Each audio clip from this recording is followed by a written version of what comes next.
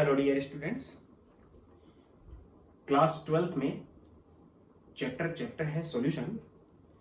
Solution क्या होता है, सॉल्यूशन कितने कंपोनेंट से बनता है, कंपोनेंट्स को हम क्या क्या नाम देंगे, उसका मैं आज डिस्कस करने जा रहा हूँ। उनमें कंसंट्रेशन की टर्म क्या है, सॉल्यूशन कितने टाइप के होते हैं और किस टाइप से हम सॉल्यूशंस को डिवाइड करते हैं और उनकी प्रॉपर्टीज क्या है, इनकी स्टडी हम आज करेंगे चैप्टर सॉल्यूशन में। इसलिए चैनल पे रेगुलर बने रहने के लिए स्वामी मनोज केमिस्ट्री चैनल को सब्सक्राइब करें, लाइक करें, बेल आइकन दबाएं और बेल आइकन दबाने के बाद रेगुलर जो डेली वीडियोस के ऊपर अपलोड हो रही हैं वो आप देख पाओगे। तो आज हम बात कर रहे हैं सॉल्यूशन की।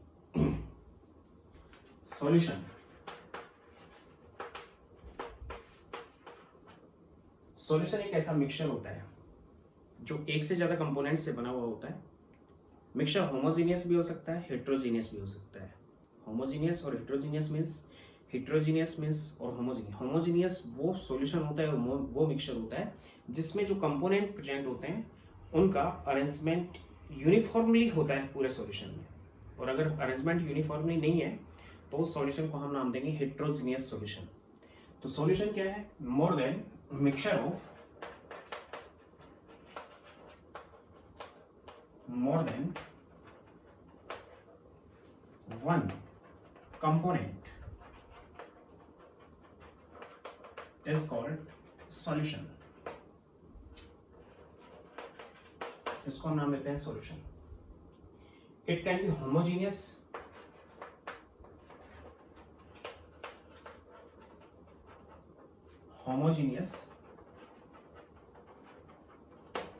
और heterogeneous.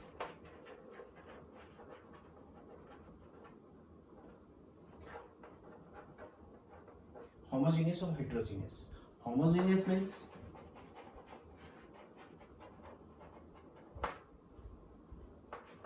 Uniformly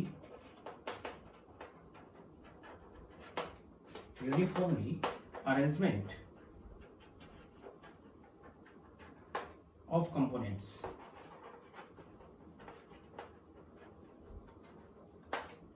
in every part of mixture।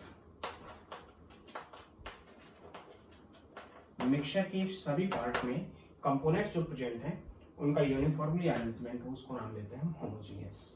And otherwise it is heterogeneous.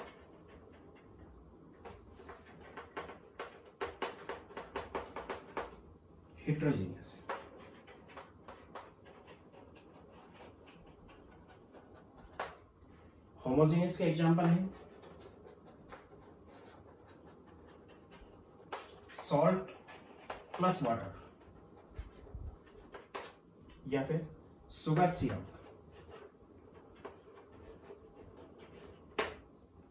Salt को वाटर में डिसॉल्व करके हमने सॉल्यूशन बनाया, या फिर शुगर को वाटर में डिसॉल्व करके हम सॉल्यूशन बनाएंगे जिसको हम बोलते हैं शुगर सिरप और चाशनी। वो होमोजीनियस है। हेट्रोजीनियस के एग्जांपल ले सकते हैं हम आइस एंड वाटर के अंदर आइस के पार्टिकल्स, आइस की डेंसिटी वाटर की डेंसिटी से कम होती है, इसलिए आइस वाटर के ऊपर फ्लोट करती है। लेकिन मिक्सचर बनाएंगे हम दोनों का, मिक्सचर बनाएंगे तो सभी कंपोनेंट्स पे आइस और वाटर की कंपोजिशन जो फिक्स नहीं रहेगी। या फिर हम बात कर सकते हैं मिल्क भी एक हेट्रोजीनियस सॉल्यूशन है, क्योंकि मिल्क के अंदर 70% वाटर होता है। बाकी के फैट, लिपिड्स, कार्बोहाइड्रेट्स, प्रोटीन्स ये सब प्रेजेंट होते हैं। तो उनमें जो फैट है, वाटर के अंदर फैट लगभग 10% होती है।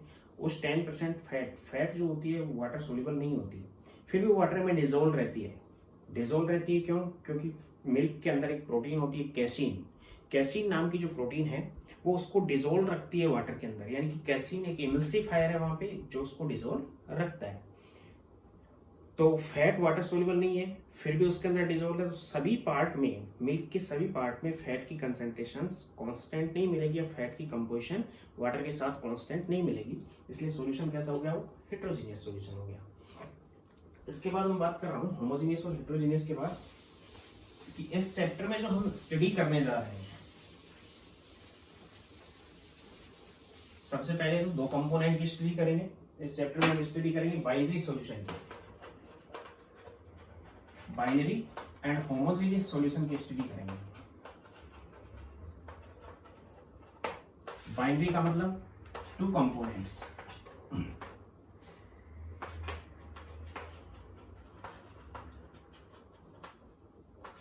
और होमोजेनियस का मैंने आपको नाम बता दिया है कि होमोजेनियस क्या होता है। टू कंपोनेंट में एक कंपोनेंट होता है सोल्यूट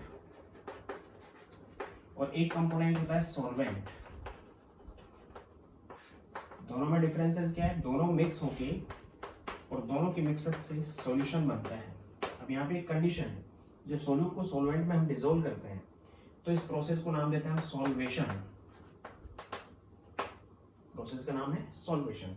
सोल्यूट लेस क्वांटिटी में, लेस अमाउंट में होता है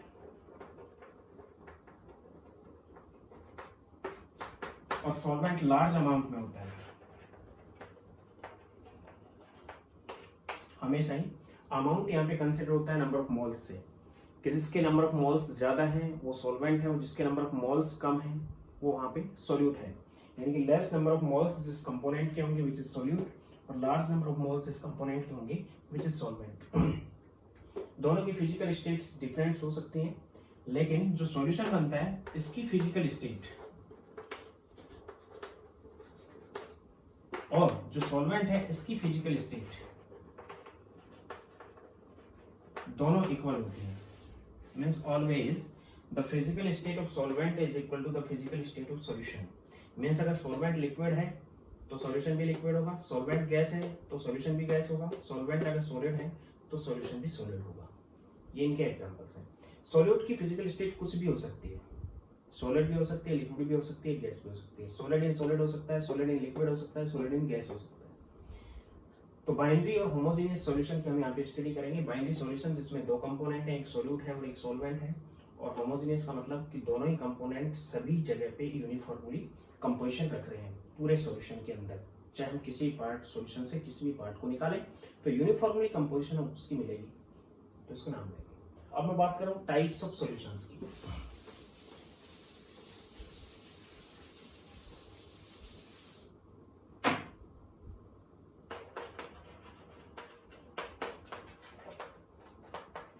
Types of solution on basis of physical state.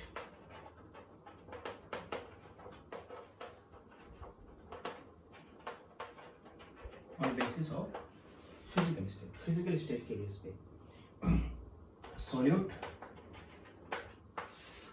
solvent, solution और examples की बात करें।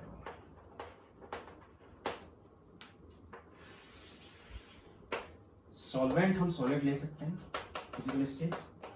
तीन टाइप के सॉल्यूशन ऐसे बन सकते हैं जिनमें सॉल्वेंट सॉलिड हो।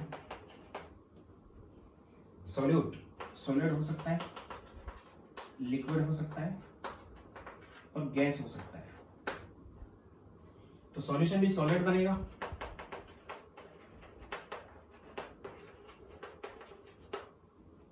यानी कि solid in solid, liquid in solid और गैस इन सॉलिड। तीन टाइप के सॉलिड सॉल्यूशंस हो सकते हैं।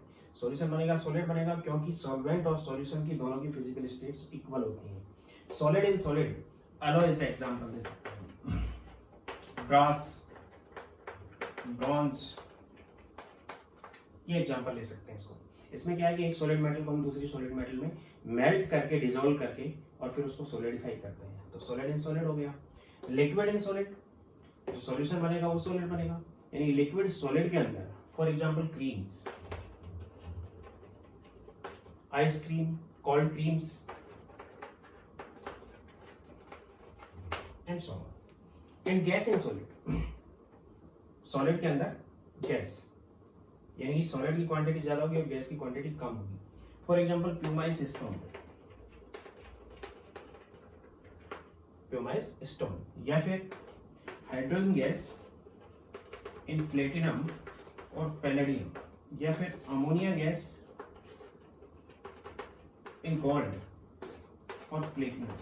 प्लेटिनम और गोल्ड के अंदर जो इंटरस्टिशियल स्पेसेस आ जाते हैं, वॉइड्स आ जाते हैं क्रिस्टल के अंदर, उन वॉइड्स के अंदर हाइड्रोजन गैस या फिर अमोनिया गैस वहां पे जाके फिट हो जाती है, तो इस टाइप से उनका एक सॉल्यूशन बनता है। हालांकि ये सॉल्यूशन होमोजेनियस नहीं रह पाता, ये कैसा रहता है, हेटेरोजेनियस रहता है, लेकिन ये एक सॉल्यूशन बन गया जो कि गैस इन सॉलिड का सॉल्यूशन है, तो इसको हम इस टाइप से रिप्रेजेंट करेंगे।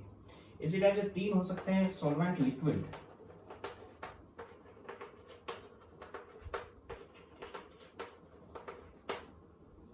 सॉलिड हो सकता है, सॉल्यूट, लिक्विड हो सकता है, या फिर गैस हो सकता है। सॉलिड इन लिक्विड यानी कि सॉल्यूशन जो होगा वो लिक्विड होगा, यहाँ पे भी सॉल्यूशन होगा वो लिक्विड होगा, और यहाँ पे भी सॉल्यूशन होगा वो लिक्विड होगा। एग्जांपल्स भी ले सकते हैं। ये मैं बात कर रहा हूँ सॉलिड इन लिक्विड की, लिक्विड इन लिक्विड की, गैस इन लिक्विड की। सॉलिड इन लिक्विड यानी लिक्विड सॉल्वेंट है, ज्यादा क्वांटिटी के अंदर लिक्विड है। सॉलिड इन लिक्विड के एग्जांपल ले सकते हैं सॉल्ट प्लस वाटर, यहाँ पे वाटर सॉल्वेंट है और सॉल्ट सॉल्यूट है, या फिर शुगर सिरप, शुगर सॉल्यूट है और वाटर यहाँ पे सॉल्वेंट है। लिक्विड इन लिक्विड इमल्सन होते हैं, दो लिक्विड्स का आपस में मिक्सचर बना सकते हैं, water plus milk, milk in water, oil in water. Oil in water is heterogeneous solution, जैसे कि मिल्क है वो एक सॉल्यूशन ही है, मिल्क को वाटर में डिसॉल्व कर देंगे वो भी एक सॉल्यूशन है, मिल्क भी एक सॉल्यूशन है, जिसमें लिक्विड फैट लिक्विड के अंदर डिसॉल्व रहती है। या फिर gas in liquid, cold drinks, soda water,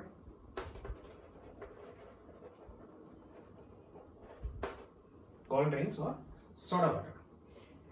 cold drinks या सोडा वाटर के अंदर carbon dioxide gas higher pressure पे लिक्विड के अंदर डिसॉल्व रखी जाती है और उसको सील किया जाता है हायर प्रेशर पे।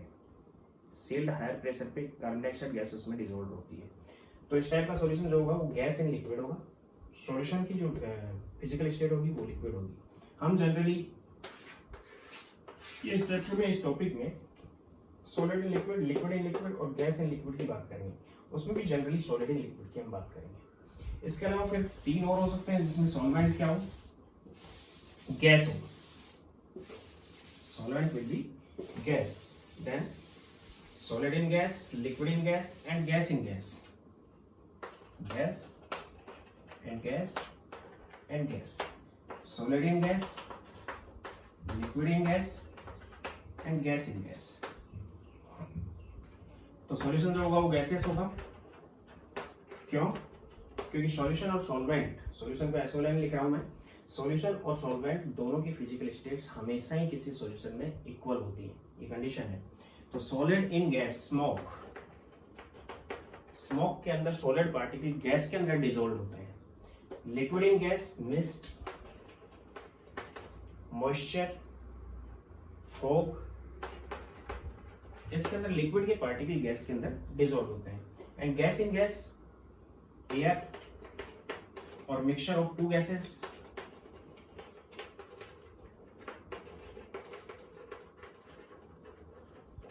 इसमें जो सॉल्यूशंस बनेंगे वो होमोजेनियस भी हो सकते हैं और हेटेरोजेनियस भी हो सकते हैं। 9 टाइप के मैंने सॉल्यूशन बनाए, means on basis of physical state total 9 types of solutions. Solid in solid, liquid in solid, gas in solid, solid in liquid, liquid in liquid, gas in liquid and solid in gas, liquid in gas and gas in gas. ये सभी solutions होंगे 9। इनमें से generally heterogeneous होते हैं, बहुत से homogeneous भी बनते हैं। हमेशा ही गैस इन गैस का जो सॉल्यूशन बनता है वो होमोजेनियस होता है, या फिर सॉल्ट वाटर का, या फिर हम शुगर एंड वाटर का, इस टाइप के अगर सॉल्यूशंस बनाए, यूरिया इन वाटर, इस टाइप के जो कि उसके अंदर सोल्यूबल हो, तो इस टाइप के जो सॉल्यूशंस बनेंगे वो सभी होमोजेनियस होते हैं। तो हम जो बात करेंगे इसके अंदर जो टॉपिक लेंगे वो जनरली सॉल्वेंट हम लिक्विड यूज करेंगे, और सॉलिड, सॉलिड, लिक्विड और गैस कुछ भी कर सकते हैं। जनरली हम सॉलिड करेंगे और इनकी कंसंट्रेशन टर्म्स की अब बात करेंगे।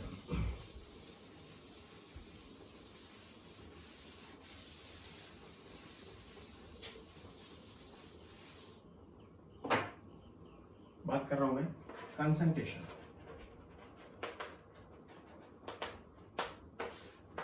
कंसंट्रेशन किसी सॉल्यूशन में सॉल्यूट के अमाउंट पे डिपेंड करती है। सॉल्यूट का अमाउंट कितना है और सॉल्वेंट कितना है, उसमें सॉल्यूशन कितना बना हुआ है, सॉल्यूशन के अंदर सॉल्यूट कितना प्रेजेंट है, विच इज कॉल्ड कंसंट्रेशन। अब रही बात ये कि सॉल्यूट कितना प्रेजेंट है, उसका वेट कितना है, उसका मोल कितना है, उसके ग्राम इक्विवेलेंट कितने हैं, इन सब के लिए अलग अलग टर्म्स हमने डिजाइन किए जिनको हम नाम देते हैं कंसंट्रेशन टर्म्स। यानी कि concentration is amount of solute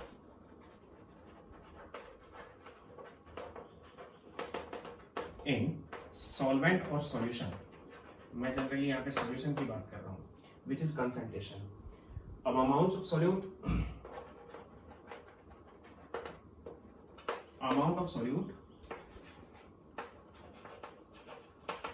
represent in gram, mole, gram equivalent and so on. Then there are many concentration terms.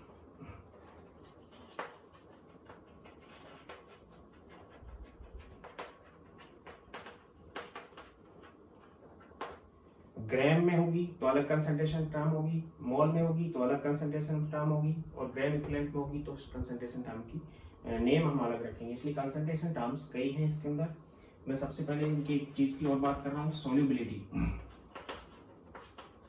Solubility एक ऐसा वर्ड है जो सोल्यूट के ऊपर डिपेंड करता है कि सपोज करो आपके पास ये 100 ml वाटर है, 100 ml वाटर है यहाँ पे। अब 100 ml वाटर के अंदर हम एक सोल्यूट डिसॉल्व कर रहे हैं। सोल्यूट सपोज करो NaCl यूज किया हमने, 100 ml वाटर है विच इज सॉल्वेंट, और सोल्यूट हमने NaCl इसमें डिसॉल्व किया। हमने 100 ml में 1 ग्राम NaCl डाल दिया, 1 ग्राम, जो डिसॉल्व हो गया रूम टेम्परेचर पे, वो डिसॉल्व हो गया। Room temperature 25 degree centigrade, generally हम स्टैंडर्ड टेम्परेचर यूज करते हैं कि 25 डिग्री सेंटीग्रेड पे 1 ग्राम डिसॉल्व हो गया, 1 ग्राम और डाला वो भी डिसॉल्व हो गया, 1 ग्राम और डाला वो भी डिसॉल्व हो गया। मैक्सिमम सपोज करो इसके अंदर 9 ग्राम या 11 ग्राम को हमने डिसॉल्व कर दिया। NaCl 25 डिग्री सेंटीग्रेड में 100 ml वाटर के अंदर 11 ग्राम हमने इसमें डिसॉल्व कर दिया। उससे ज्यादा अगर हम डाल दें तो फिर एक ऐसी कंडीशन आएगी कि उससे ज्यादा उसमें डिसॉल्व नहीं होगा, क्योंकि मैक्सिमम उसकी अमाउंट जितना हम डिसॉल्व कर सकते थे उस पर्टिकुलर टेम्परेचर पे, उतना हमने उसके अंदर कर दिया। अब जितना अमाउंट हम मैक्सिमम कर पा रहे हैं उसमें dissolve, which is called solubility at given temperature. उससे ज्यादा हम उस टेम्परेचर पे नहीं कर सकते। टेम्परेचर बढ़ा या घटा पे हम उसकी सोल्युबिलिटी को कम या ज्यादा कर सकते हैं। तो सोल्युबिलिटी एक पर्टिकुलर टेम्परेचर पे maximum amount present in present of solute in solvent होती है। यानी कि मैं क्या बता सकता हूं कि solubility is maximum amount of solute in gram और मोल, ग्राम में देंगे या फिर मोल में देंगे, प्रेजेंट इन सॉल्यूशन, SOLN लिख रहा हूं मैं, at particular temperature, at a temperature is called solubility.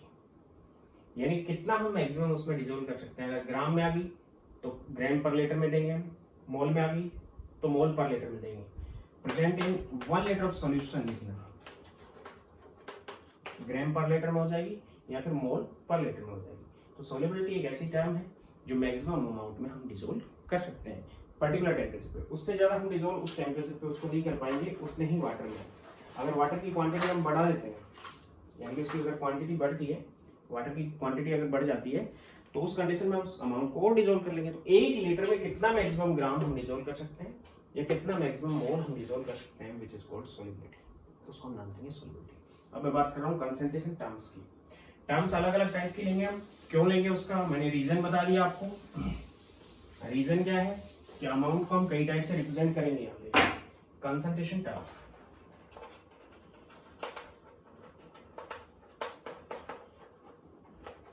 Concentration terms को हमने 3 टाइप से डिवाइड कर दिया। एक तो वेट वॉल्यूम टर्म, इसको हम लिखेंगे W/V। एक हमने वेट टर्म,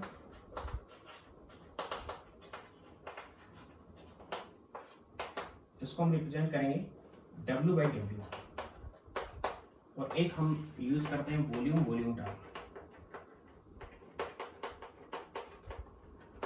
V/V। यानी वेट वॉल्यूम, जो वेट है ये हम लेते हैं सोल्यूट का, जो वॉल्यूम है ये हम लेते हैं सॉल्यूशन का। यहाँ पे जो वेट है वो हम लेते हैं सोल्यूट का, यहाँ पे जो वेट है वो हम सॉल्यूशन का लेते हैं। अदरवाइज एक टर्म में हम सॉल्वेंट भी यूज करते हैं, ये ध्यान रख लेना। एक टर्म ऐसी यूज करते हैं जिसमें हम वेट सॉल्वेंट का भी करते हैं। वॉल्यूम है वो हम यूज करते हैं सोल्यूट का, और वॉल्यूम है वो हम यूज करते हैं सॉल्यूशन का। सोल्यूट, सॉल्यूशन, सोल्यूट, सॉल्यूशन और सॉल्वेंट, सोल्यूट और सॉल्यूशन। डिफरेंट टाइप की टर्म्स है वेट वॉल्यूम टर्म में। एक तो स्ट्रेंथ है, एक मोलरिटी है, एक है नॉर्मेलिटी, एक है फॉर्मेलिटी, और एक है percentage of weight by volume. इसमें 3 टर्म लेते हैं, मोलरिटी,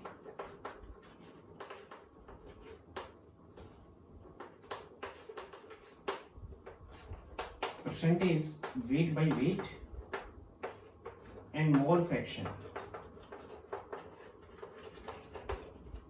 इसमें केवल हम एक टर्म यूज करते हैं, परसेंटेज वॉल्यूम बाय वॉल्यूम, दोनों का ही वॉल्यूम लेते हैं। जनरली इसके अंदर केवल 2 ही टाइप के सॉल्यूशंस के लिए हम कंसीडर करते हैं, volume term, gas in gas या फिर liquid in liquid. Gas in gas और लिक्विड इन लिक्विड के लिए हम वॉल्यूम टर्म रिप्रेजेंट करते हैं। बाकी सभी टर्म हम सभी टाइप के सॉल्यूशंस, जो 9 टाइप के सॉल्यूशन मैंने आपको बताए हैं, उन सॉल्यूशंस के लिए रिप्रेजेंट करते हैं। यानी सभी टर्म को, इन सभी टर्म को हम किसके लिए रिप्रेजेंट करते हैं, जो बाकी बचे 7 सॉल्यूशंस हैं उनके लिए हम रिप्रेजेंट करते हैं, या फिर उन दोनों के लिए भी करते हैं। 9 टाइप के सॉल्यूशंस के लिए सभी टर्म, और 2 टाइप के सॉल्यूशंस के लिए 2 टर्म यूज होती है। स्ट्रेंथ को हम एस से या सी से रिप्रेजेंट करते हैं, कैपिटल से। मोलरिटी को कैपिटल एन से, मोलरिटी आई, इसको कैपिटल एन से, इसको कैपिटल एफ से, इसको हम परसेंटेज से डिनोट करते हैं। मोलरिटी को स्मॉल एम से, मोलरिटी और मोलरिटी, मोलरिटी कैपिटल एम से, मोलरिटी स्मॉल एम से। Percentage weight by wait, percentage by mass, इसको हम बोलते हैं percentage by volume. Mole fraction unitless होता है, एक्स से या फिर काई से इसको डिनोट करते हैं। इसको हम percentage by volume by volume से डिनोट करते हैं, तो उसकी कोई इतनी इंपॉर्टेंस नहीं है। इन सभी टर्म्स की बहुत ज्यादा इंपॉर्टेंस है। स्ट्रेंथ के लिए जो यूनिट है वो ग्राम पर लीटर होती है। मोलरिटी के लिए यूनिट मोल पर लीटर होती है। नॉर्मेलिटी के लिए ग्राम इक्विवेलेंट पर लीटर होती है। फॉर्मेलिटी के लिए ग्राम फॉर्मूला मास पर लीटर होती है, ग्राम फॉर्मूला मास पर लीटर। और वेट बाय वॉल्यूम, इसके लिए परसेंटेज बाय वॉल्यूम, परसेंटेज होती है, एक फ्रैक्शन है इसलिए यूनिटलेस है। मोलरिटी मोल पर केजी, ध्यान दे लेना, ये मोल पर लीटर है क्योंकि ये वेट एंड वॉल्यूम टर्म है तो लीटर आएगा इसमें। ये वेट टर्म है तो मोल पर केजी है, ये परसेंटेज से दिया जाएगा, और ये यूनिटलेस होगी क्योंकि फ्रैक्शन है, इसको भी हम परसेंटेज से प्लॉट करेंगे। अब रही बात ये कि सपोज करो एक सॉल्यूशन हमने बना के रख दिया, उसमें सॉल्यूट भी है और सॉल्वेंट भी है, और सॉल्यूशन बन चुका है। सॉल्यूशन जो बना है उसका टेम्परेचर हम बढ़ा रहे हैं या घटा रहे हैं, तो कौन सी कंसंट्रेशन टर्म उसमें चेंज होंगी और कौन सी नहीं, यानी कोई ना कोई वैल्यू है उसकी, किसी भी कंसंट्रेशन टर्म की। अगर उसका टेम्परेचर हम राइज कर रहे हैं या कम कर रहे हैं, तो टेम्परेचर पर डिपेंड करता है वॉल्यूम, यानी कि वे टर्म जिनमें वॉल्यूम की टर्म आ रही है, यानी कि ये 5 टर्म और ये 1 टर्म जिनमें वॉल्यूम की टर्म आ रही है, which affected by temperature. But molarity, percentage weight by weight और मोल फ्रैक्शन जिनमें केवल वेट टर्म आ रही है, टेम्परेचर बढ़ाने या घटाने पे वेट पे कोई फर्क नहीं पड़ेगा, वेट पे कोई इफेक्ट नहीं होता, इसलिए टेम्परेचर का इन 3 टर्म पे कोई इफेक्ट नहीं होगा। यानी कि मैं यहां पे लिख सकता हूं temperature not affect the values of weight term.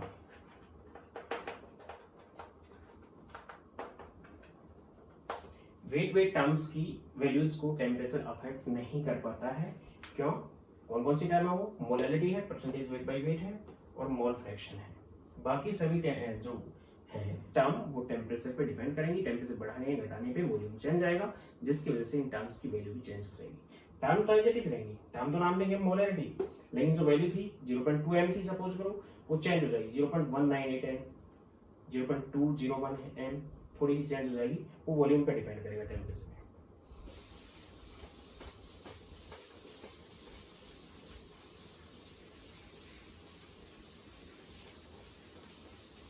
अब मैं बात कर रहा हूं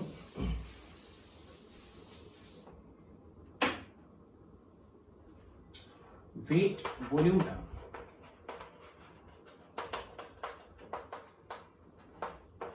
W/V की बात कर रहा हूं मैं, वेट वॉल्यूम टर्म की।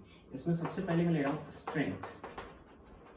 ध्यान दे लेना, हम 1 लीटर में ही कैलकुलेट करेंगे 1 लीटर में कितना अमाउंट प्रेजेंट है सोल्यूट का। यानी कि मैं यहां पे बात करूं कि सपोज करो आपके पास सॉल्यूशन है 1 लीटर। अब रही बात ये कि सॉल्यूशन है, तो जैसे ही नाम लिया सॉल्यूशन का, इसका मतलब कम से कम 2 कंपोनेंट उसमें है, एक सोल्यूट है और एक सॉल्वेंट है। तो 2 चीजें इसमें प्रेजेंट है, सोल्यूट प्लस सॉल्वेंट। और सॉल्यूशन का अमाउंट कितना लिया है, वॉल्यूम कितना लिया हमने, 1 लीटर। 1 लीटर में सोल्यूट और सॉल्वेंट दोनों प्रेजेंट है, यानी टोटल वॉल्यूम है इसका 1 लीटर। उसमें सोल्यूट का कितना ग्राम है, विच इज कॉल्ड स्ट्रेंथ, उसको हम स्ट्रेंथ नाम देंगे। यानी कि दोबारा रिपीट कर रहा हूं, the wait of solute in gram present in 1 litre of solution, weight of solute in gram present in 1 liter of solution is called strength.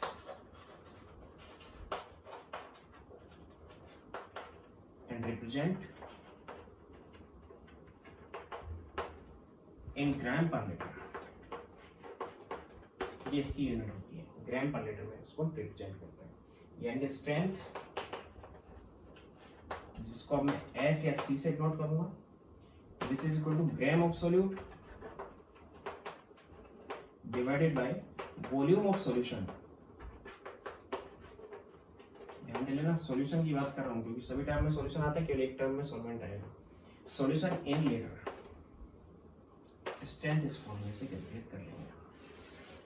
अब यहाँ पे मैं एक चीज और क्लियर कर देता हूँ, सॉल्यूशन के 1 लीटर में से निकालेंगे हम 1 लीटर में कितना ग्राम प्रेजेंट है सोल्यूट का, विच इज स्ट्रेंथ। अब सपोज करो कि सॉल्यूशन आपके पास 1 लीटर था, जिसमें सोल्यूट और सॉल्वेंट दोनों चीजें प्रेजेंट थी।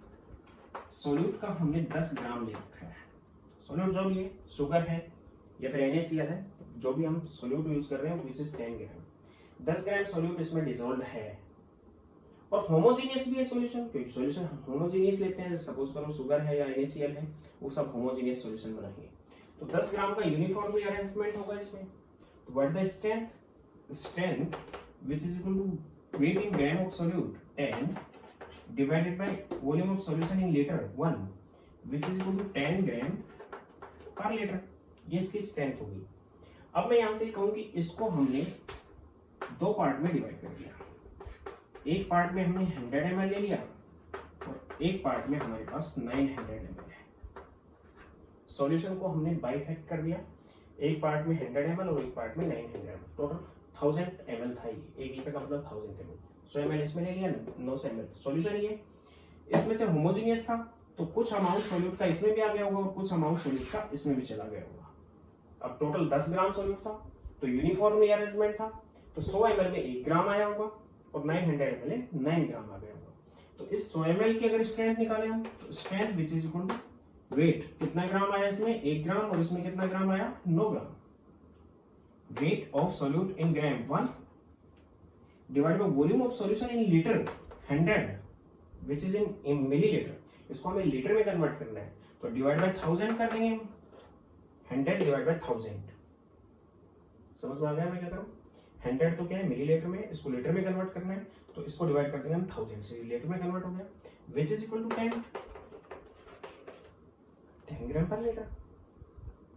इसको अगर देखें हम, इसके लिए स्ट्रेंथ हो जाएगी 9 ग्राम है और 900 ml में है, मल्टीप्लाई में 1000, मिलीलीटर को लीटर में कन्वर्ट कर दिया, which is also 10 gram per litre. कहने का मतलब यह है कि अगर कोई सॉल्यूशन बना के हम रखा है हमने और वो होमोजीनियस है, तो उसको हम हजारों पार्ट में भी अगर डिवाइड कर दें, 2 पार्ट में, 5 पार्ट में, 10 पार्ट में, उसकी कंसंट्रेशन की टर्म चेंज नहीं होती है, क्योंकि पर्टिकुलर 1 लीटर में देखा हमने। भाई 100 ml में 1 ग्राम था, तो 200 ml में कितना होगा 2 ग्राम, 300 ml में कितना होगा 3 ग्राम, 400 ml में 4, 500 में 5, 600 में 6, 700 में 7, 800 में 8, 900 में 9 और 1000 ml में 10, यानी 1000 ml में कितने ग्राम है 10 ग्राम। तो हमें वही निकालना है। तो किस ध्यान दे लेना, यहाँ पे मैं क्या कर रहा हूं, किसी भी सॉल्यूशन, कोई भी सॉल्यूशन बना हुआ है, कंसंट्रेशन की चाहे जो भी टर्म हम यूज करें, किसी भी सॉल्यूशन की कोई भी कंसंट्रेशन टर्म्स चेंज नहीं होती है, वैल्यू उसकी वही आएगी, चाहे हम उस सॉल्यूशन को कितने ही पार्ट में डिवाइड कर दें, सभी पार्ट की कंसंट्रेशन सेम होगी, कोई भी टर्म। ये मैंने स्ट्रेंथ में बता दिया। तो स्ट्रेंथ क्या होती है, gram of solute divide by volume of solution in litre. Second बात कर रहा हूं मोलैरिटी की।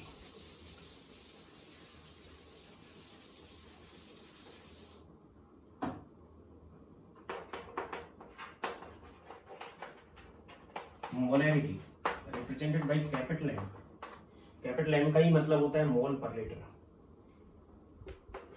वही हमने 1 लीटर सॉल्यूशन लिया, सॉल्यूशन है 1 लीटर, तो आपको ध्यान होगा कि इसमें 2 चीजें होंगी कम से कम, एक सॉल्यूट होगा और एक सॉल्वेंट होगा। सॉल्यूट का कितना मोल है विच इज मोलैरिटी, उसको हम नाम देंगे molarity.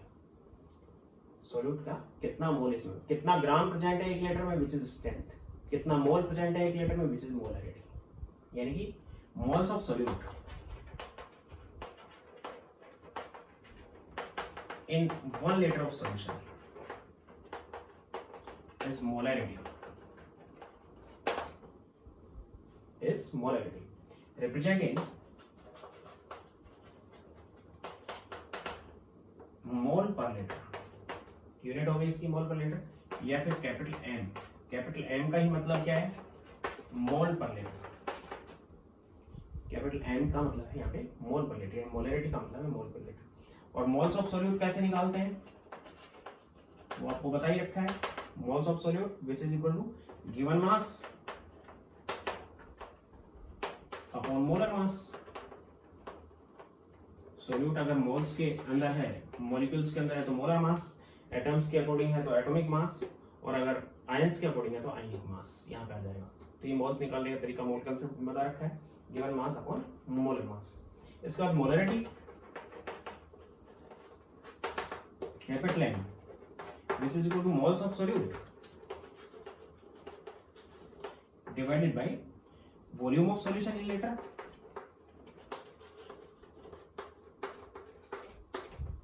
moles of solute divided by volume of solution in liter represent capital M. Capital M से देंगे हम इसको रिप्रेजेंट करेंगे हम कैपिटल एम से which is mole per liter। Solute के कितने मोल है और 1 लीटर में है सॉल्यूशन में, which is molarity।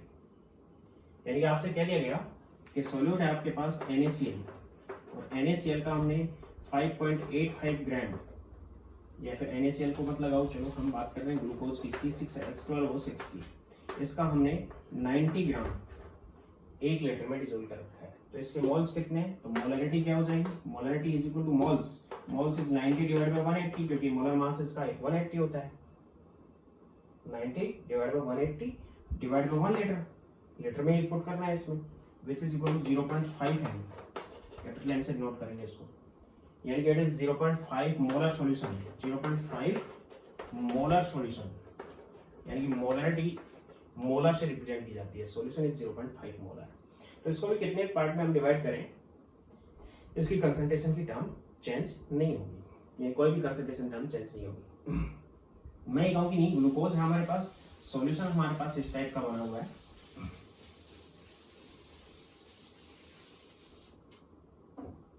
कि 45 gram glucose presenting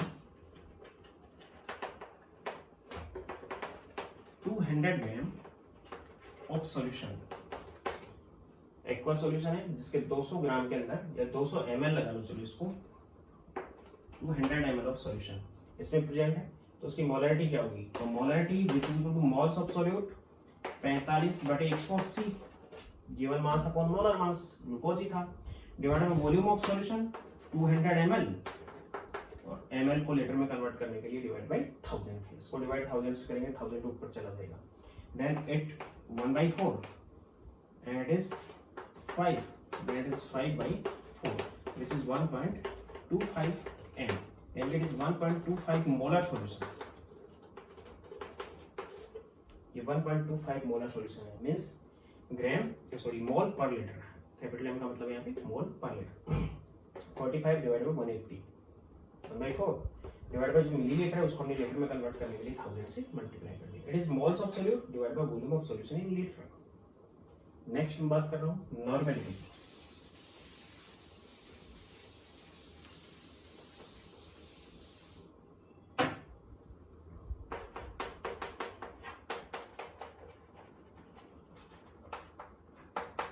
normality represent in capital, वही है आपके पास 1 लीटर सॉल्यूशन है, सॉल्यूशन को हम यहाँ वॉल्यूम को ले रहे हैं उसकी 1 लीटर, क्योंकि वेट वॉल्यूम टर्म चल रही है, वेट हम यूज कर रहे हैं सॉल्यूट का, ग्राम में रिप्रेजेंट कर रहे हैं तो स्ट्रेंथ होती है, मोल में रिप्रेजेंट कर रहे हैं तो मोलारिटी होती है, वेट को अगर ग्राम इक्विवेलेंट में रिप्रेजेंट करेंगे तो नॉर्मेलिटी। सॉल्यूशन है 1 लीटर, दो चीजें होंगी, एक सॉल्यूट होगा और एक सॉल्वेंट होगा, अगर सॉल्यूट का ग्राम है तो स्ट्रेंथ, मोल्स है तो मोलारिटी, और अगर सॉल्यूट के ग्राम इक्विवेलेंट है देन नॉर्मेलिटी, यानी कि नंबर ऑफ ग्राम इक्विवेलेंट निकालना बता रखा आपको मैंने, number of gram equivalent of solute present in 1 liter of solution, 1 litre solution में जितने उसके ग्राम इक्विवेलेंट प्रेजेंट है उसको हम नाम देंगे नॉर्मेलिटी। यानी कि ग्राम इक्विवेलेंट ऑफ सॉल्यूट कैसे निकालेंगे हम, गिवन मास अपॉन इक्विवेलेंट मास,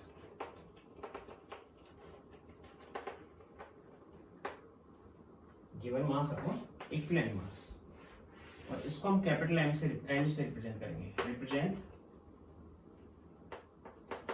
इन एन, और N is gram equivalent per litre, यानी कि एन का फुल फॉर्म है यहाँ पे ग्राम इक्विवेलेंट पर लीटर, जैसे एम का फुल फॉर्म क्या था मोलरिटी और मोल्स पर लीटर, उसी टाइप से। तो नॉर्मेलिटी क्या आ जाएगी, normality which is equal to gram equivalent of solute divided by volume of solution in liter,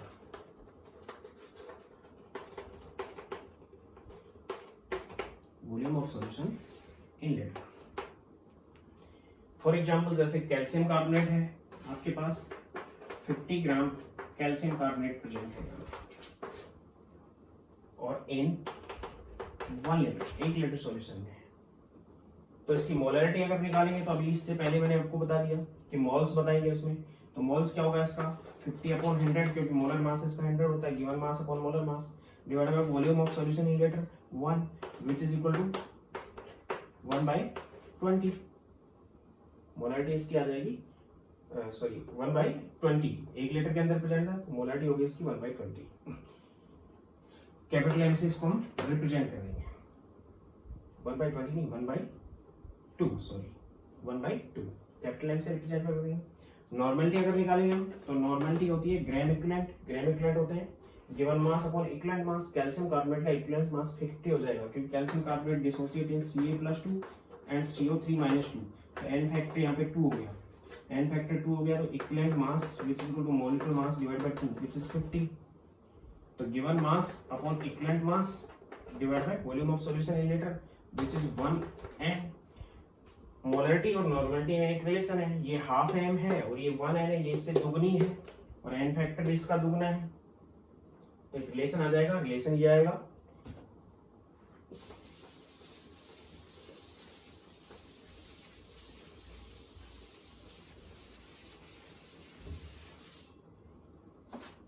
molarity और नॉर्मेलिटी में रिलेशन हो जाएगा किसी भी एक सॉल्यूशन की में, normality of solution which is equal to molarity of solution into n factor generally organic solvent जब वाटर में डिजोल्व होते हैं, जैसे यूरिया है, ग्लूकोज है, फ्रक्टोज है, शुगर है, ये ऑर्गेनिक सॉल्वेंट जब वाटर में डिजोल्व होते हैं तो वाटर के मॉलिक्यूल्स के साथ ये हाइड्रोजन बॉन्ड बनाते हैं, तो इनके लिए एन फैक्टर 1 ही यूज होता है, यानी कि इनकी मोलरिटी और नॉर्मलिटी इक्वल होती है। लेकिन जैसे आयनिक कंपाउंड डिजोल्व हो रहा है, जैसे कैल्शियम कार्बोनेट का मैंने बताया, तो कैल्शियम कार्बोनेट डिजोल्व होगा तो आयंस में टूटेगा, तो जो चीज आयंस में टूट रही है उनके लिए एन फैक्टर की कोई ना कोई वैल्यू होती है। तो एन फैक्टर की वैल्यू की वजह से नॉर्मलिटी और मोलरिटी में एक रिलेशन होता है, normality is equal to molarity into N factor. Molarity और स्ट्रेंथ में भी एक रिलेशन होता है कि मोलरिटी कैपिटल एम से रिप्रेजेंट कर रहा हूं, नॉर्मलिटी को कैपिटल एन से, N is equal to capital M into N factor. Molarity which is equal to strength, S से ब्लॉक किया मैंने, डिवाइड बाय मोलिकुलर वेट या मोलर मास ऑफ सॉल्यूट, जिसको मैं MW से नोट कर रहा हूं, यानी कि normality is equal to molarity into N factor. एक तो रिलेशन ये आ जाएगा, एक रिलेशन आ गया molarity which is equal to strength divide by molecular weight, solute का मोलिकुलर वेट यहाँ पे यूज होगा, ये रिलेशन है। अब मैं एक एग्जांपल की बात कर रहा हूँ, बता रहा हूँ मैं इसको।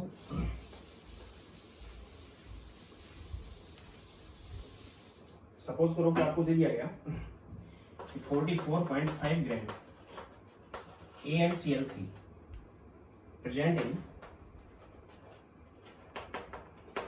300 ml of solution.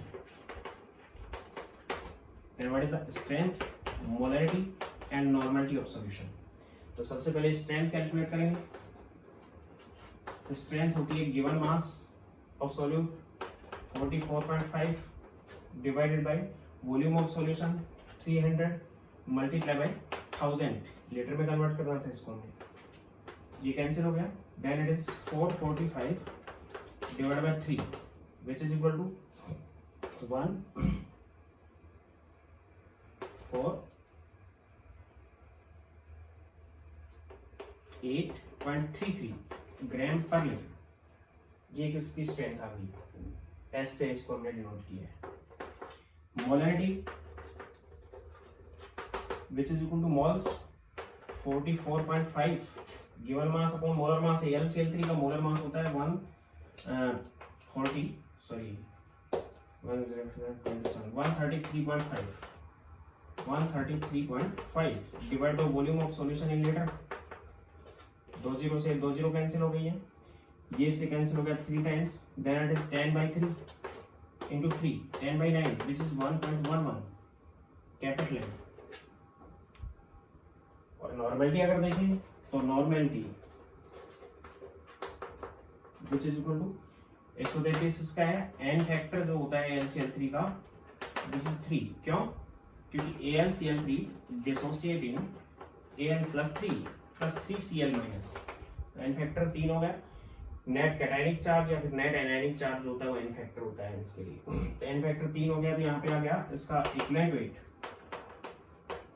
ये तो मोलिकुलर वेट था, equivalent weight 133.5 divide by 3 which is 44.5, इतना ही आ गया। तो given mass 44.5 divide by molar mass की जगह हम इक्विवेलेंट मास यूज करेंगे, 44.5 divide by volume in litre 300 divide by multiply by 1000। 2 0 से 2 0 कैंसिल हो गई, ये इससे कैंसिल हो गया which is 10/3 which is 3.33 capital M. ये तो क्या एक तरीका। दूसरा तरीका ये कि इनके रिलेशन से हम निकालें। हमने स्ट्रेंथ निकाल ली, स्ट्रेंथ आपके पास आ गई 445 डिवाइड बाय 3। तो मैंने आपको बताया कि मॉलिकुलर वेट या molarity which is equal to strength divide by molecular weight which is equal to strength है 445 divide by 3 divide by molecular weight है 133.5, ये इससे कैंसिल हो गया कितने टाइम्स, या फिर इसको कैंसिल कर दो 44, इसको हमने इससे कैंसिल कर दिया तो ये आ गया 0.3, कितना आ गया 0.3। Then it is 1 divide by 0.9 which is equal to 10 divided by 9 which is 1.11 capital M, and normality is equal to molarity into n factor। molarity is 1.11 and n factor is 3, n factor इसका 3 है which is 3.33 of capital M। यानी कि relations एक ही solution के लिए हम relations भी use कर सकते हैं, कंसंट्रेशन टर्म्स एक दूसरे से रिलेटेड होती हैं। तो क्या क्या रिलेशन है वो मैं आपको यहाँ पे बता चुका हूँ।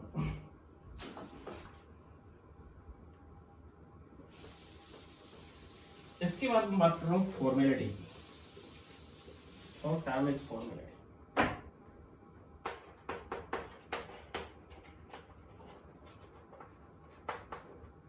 कैपिटल एफ से रिप्रेजेंट करेंगे, इट इज मोलरिटी। ये मोलरिटी की ही टर्म है, लेकिन ये आपको बता रखा है कि आयनिक सॉलिड्स के केस में हम जो आयनिक सॉलिड का मॉलिक्यूलर फॉर्मूला रिप्रेजेंट करते हैं विच इज फॉर्मूला, और उसका जो फॉर्मूला होता है, फॉर्मूला यूनिट होती है, क्योंकि वो एक एम्पिरिकल टाइप का फॉर्मूला होता है, इसलिए उसके मास को हम फॉर्मूला मास नाम देंगे, मॉलिक्यूलर मास नाम नहीं देंगे। तो उसके लिए हमने अलग से टर्म डिजाइन कर दी विच इज फॉर्मेलिटी, यानी कि ग्राम formula mass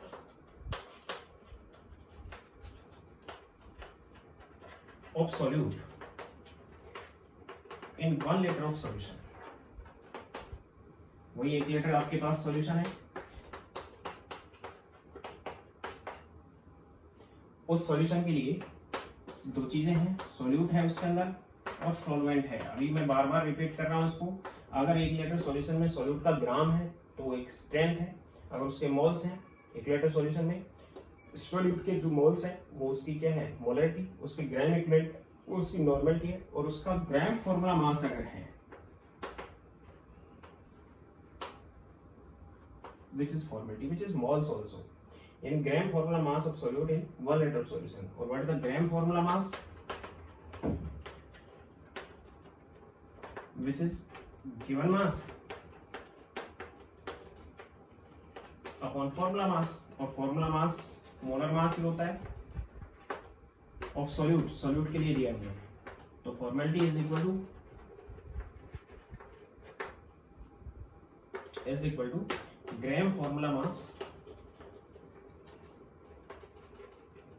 of solute divided by volume of solution in liter. Volume of solution in liter. Solute का ग्राम फॉर्मूला मास क्या है, और 1 लीटर सॉल्यूशन के अंदर कितने ग्राम फॉर्मूला मास प्रेजेंट है उससे निकालेंगे हम, यानी कि formality is equal to molarity.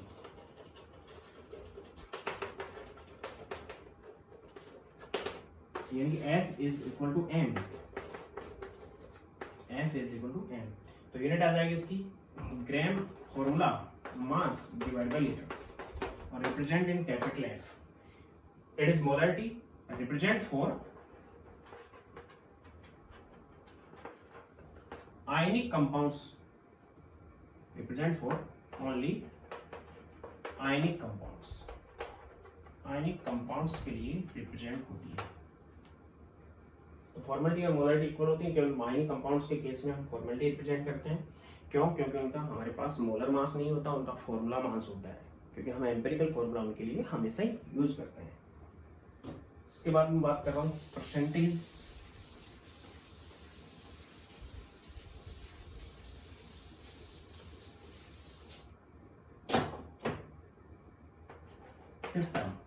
Percentage W by V। अब हमें परसेंटेज लेनी है तो 100 के अकॉर्डिंग लेंगे। आपके पास सपोज करो सॉल्यूशन है, लेकिन अब है वो 100 ml, 100 ml में लेंगे।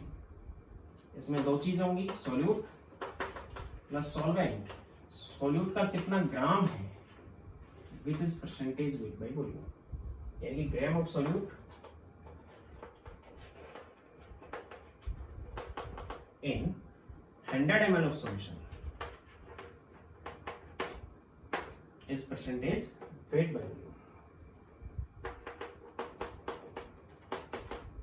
सॉल्यूट का हमने वेट लिया है और सॉल्यूशन का हमने वॉल्यूम ले लिया, तो 100 ml के अंदर कितना ग्राम प्रेजेंट है, यानी कि percentage weight by volume, unit less होगा क्योंकि फ्रैक्शन है, which is equal to gram of solute, percentage में देंगे इसको हम, divided by volume of solution in millilitre, not litre, multiply by 100, percentage निकाल दी हमने। यानी कि अगर बहुत ज्यादा डाइल्यूट सॉल्यूशन नहीं है तो उसको हम रिप्रेजेंट करें परसेंटेज में। अगर और भी डाइल्यूट सॉल्यूशन है, सॉल्यूट की क्वांटिटी बहुत कम है, तो इसको मल्टीप्लाई बाय 1000 भी कर सकते हैं। 100 की जगह हम क्या लिख सकते हैं, मल्टीप्लाई बाय 1000, लेकिन इसको हम नाम देंगे पीसी, परसेंटेज, इसको हम नाम देंगे पार्ट पर 1000, पीपीटी, पार्ट पर 1000। या फिर और भी डाइल्यूट है, जैसे गैस है, ओशियन का जो वाटर है उसके अंदर ऑक्सीजन डिजोल्व है तो क्वांटिटी उसकी बहुत कम होगी, तो उस टाइप की कंसीडर करने के लिए हम इसको बहुत कम क्वांटिटी के केस में 10⁴ भी यूज कर सकते हैं। इसको हम नाम देंगे PPTT, पार्ट पर 10,000, पार्ट पर 10,000। या फिर 10⁵ और भी कम है, देन PPM, पार्ट पर लैख, या फिर 10⁶, then it is PPM, part per million. 10 lakh ml में कितना प्रेजेंट है वो हम देंगे इससे। यानी जनरली हम परसेंटेज वेट बाय वॉल्यूम, इसको percentage weight by volume use करेंगे या बाय वॉल्यूम यूज करेंगे। मल्टीप्लाई बाय 100 करेंगे तो परसेंटेज में दे रहे हैं हम, मल्टीप्लाई बाय 1000 करेंगे तो 1000 पार्ट में दे रहे हैं, 10,000 करेंगे तो 10,000 पार्ट में दे रहे हैं, और 10 लाख करेंगे तो पर मिलियन में हम उसको रिप्रेजेंट कर रहे हैं। यानी कि इनको रिप्रेजेंट इस टाइप से भी करेंगे बहुत ज्यादा डाइल्यूट सॉल्यूशन के केस में, कि जो PC है which is percent, represent in percent, 2 zero use होंगी, एक बार के साथ 2 जीरो यहाँ पे यूज करेंगे। PC के साथ बात करूंगा PPT, इसका मतलब पार्ट पर 1000, 3 जीरो यूज करेंगे 1000 में। PPTT, पार्ट पर 10,000,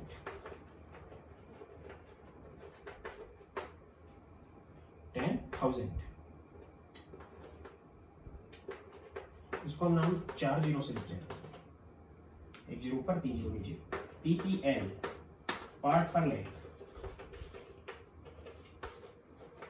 इसको हम 5 जीरो से रिप्रेजेंट करेंगे। PPM, part per million,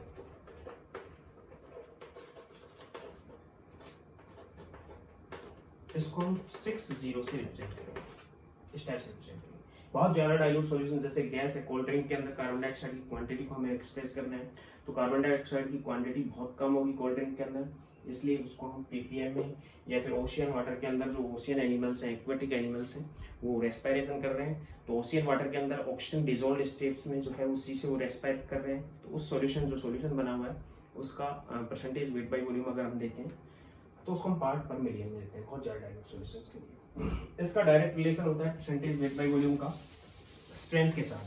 percentage weight by volume which is equal to strength divided by 10, यानी percentage weight by volume which is equal to strength divided by 10, क्योंकि strength 1 litre में कितने ग्राम है वो है, और परसेंटेज वेट बाय वॉल्यूम में 100 ml में कितने ग्राम है वो है, तो डिवाइड बाय 10 करके हम ये रिप्रेजेंट कर सकते हैं। इसके ऊपर बेस्ड मैं एक क्वेश्चन की बात कर रहा हूँ।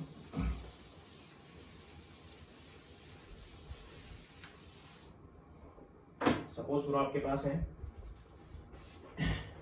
5.3 gram sodium carbonate Na2CO3 dissolved in 200 ml of aqueous solution. What is strength, molarity, normality, formality and percentage weight by volume? तो डायरेक्ट जो मैंने बता रखा है उससे भी निकाल लोगे और रिलेशन से भी आप निकाल सकते हो। स्ट्रेंथ होती है क्या होती है, given mass in gram of solute 5.3 divide by volume of solution in litre 200 multiply by 1000। Multiply 1000 क्यों कर रहा हूं मैं, ध्यान रखना हमें यहाँ पे मिलीलीटर में पुट नहीं करना है स्ट्रेंथ में, हमें यहाँ पे किस में पुट करना है, लीटर के अंदर पुट करना है। तो 200 ml को लीटर में कन्वर्ट करने के लिए 1000 से उसको डिवाइड कर दिया, देन 26.5 ग्राम पर लीटर, यूनिट इसके साथ जरूर पुट करोगे। Molarity which is equal to strength upon molecular weight of solute. Strength आपके पास कितनी आई 26.5 डिवाइड बाय इसका जो मॉलिक्यूलर वेट है वो 106 है और इक्विवेलेंट वेट है वो 53 है, क्योंकि इसका n फैक्टर 2 है, n फैक्टर 2, क्योंकि टूटेगा किसमें 2Na प्लस और कार्बोनेट में टूटेगा, डिसोसिएट इन 2Na प्लस CO3 माइनस 2, इसलिए n फैक्टर इसका 2 हो जाएगा। तो 26.5 डिवाइडेड बाय 106 मॉलिक्यूलर वेट है, ये इससे कट गया 4 times, then 1/4 which is equal to 0.25 molar solution हो गया। Normality is equal to molarity into N factor, means 0.25 into 2, N factor 2 है, means 0.5 N. Formality is equal to molarity in case of ionic compound, ionic type का compound है, तो which is equal to 0.25 of F, and percentage weight by volume which is equal to strength divided by 10. Strength is की 26.5 ग्राम per litre, 26.5 divided by 10 which is 2.65% W by V। इस type से इसको calculate करेंगे और represent करेंगे। ये ही term wait volume term. इसके बाद मैं बात कर रहा हूँ नेक्स्ट लेक्चर में। इसके साथ बने रहने के लिए आप रेगुलर इसको सभी चीज़ें नोट करें और रेगुलर इसको देखते रहें। स्वामी मनोज केमिस्ट्री यूट्यूब चैनल है जिस पर रेगुलर बने रहें। डेली की एक वीडियो डलेगी, लगभग 1 घंटे की होगी, और उसको आप रेगुलर अपनी नोटबुक में नोट करते रहें और समझते रहें।